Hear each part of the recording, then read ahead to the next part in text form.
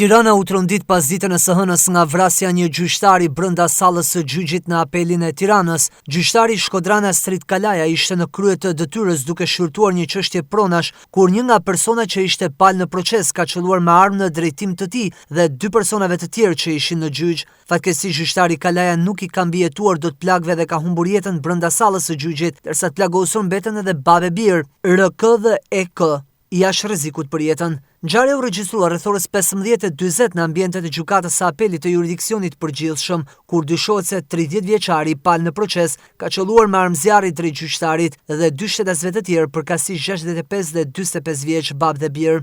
Forca të shumta të policisë mbërritën në vendin e ngjarjes, duke bërë të mundur arrestimin e autorit të dyshuar, 30 vjeçarit Elvis Shkambi, duke sekustruar edhe armën e krimit. Policia e Tiranës informoi se autori ka nxjerrë armën në sallën e gjyqit dhe ka qelluar në drejtim të gjyqtarit dhe dy personave të tjerë. Një grup hetimor do të punojë për zbardhjen e plotë të ngjarjes, ndërsa mbërriten në vendin e ngjarjes edhe dy prokurorë të SPAK. Por kush është gjyqtari Astrid Kalaja?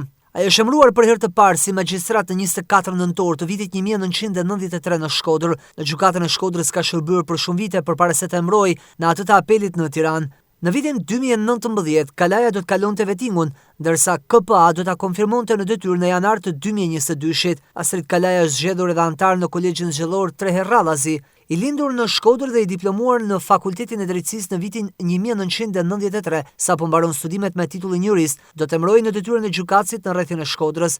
Vitet e fundit ushtroi detyrën e antarit të gjykatës së apelit dhe ka mbajtur përkohësisht edhe postin e kryetarit në detyrë të gjykatës së Shkodrës.